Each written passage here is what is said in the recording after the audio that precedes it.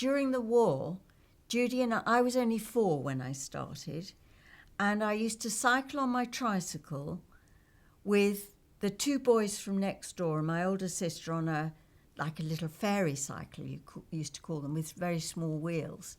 I always remember we were told if an air raid warning sounded when we were cycling back, we were to knock on the nearest door because everyone had what was called a Morrison's shelter in their houses. So it did happen once or twice, and we used to just be hauled in, and bombs did drop all around us.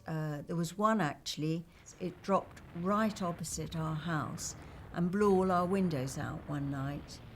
But my father was quite well off, so he managed to build an underground shelter for us. It was at the side of the house.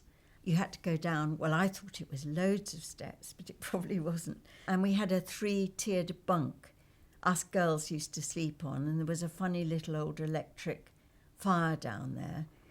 But I remember one night a flying bomb came. They were doodlebugs, and we used to have a chart on the wall. We used to put crosses every time one fell, and you could tell when they were going to drop a bomb because there'd be this reminiscent sound, and then suddenly it would stop, and you knew a bomb was going to drop.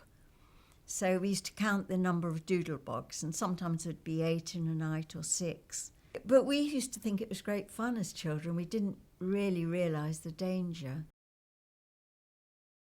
I mean, I was just put on a train and that was it. Charing Cross, used to go on the school train with my trunk. There wasn't any of, if you don't like it, you can come back, because, it was just accepted I'd like it and that was it. Liz and I, my best friend, and she still lives in Eastbourne, and we went together and held hands the first night of boarding school. She said, "Oh, I'm homesick," and I said, "So am I." So she said, "Shall we hold hands?" So we held hands, and whenever we've been to each other's children's weddings or our own weddings, if we had to make a little speech, we said, "We held hands then, and we've been holding hands ever since." It was Ashford School for girls, not girls, girls. It was that. A lot of girls would rush back to get a desk in the front of the class, and I used to get the desk at the back because I was the one flicking the ruler with the pellets, and no, I was a bit naughty.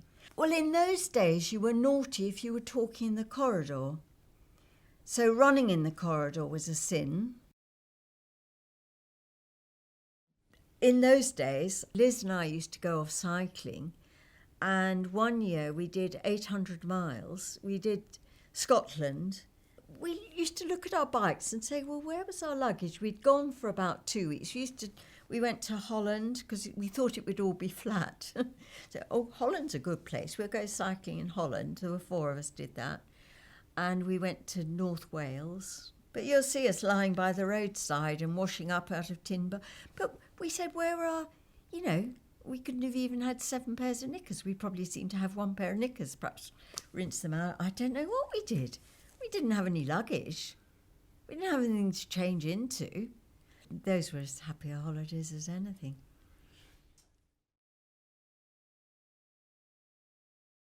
My first job, carrying on from the domestic science, and I was a demonstrator for the electricity board.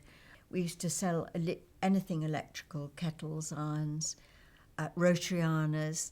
And in those days, you used to go around, if you sold a rotary ironer or a press iron, a Parnell press iron, you used to go to do a home dem. So you'd go round and show the lady of the house how to use it. It was lovely to show them sheets going through a rotary because, that's easy. And every time we sold a cooker, a demonstrator used to come out and show you exactly how you used it, what temperatures, and you'd go out and bake a Victoria sponge with them, show them what temperature to use it on. It started in exactly the way as Mary Berry did, but I didn't make her fortune and write the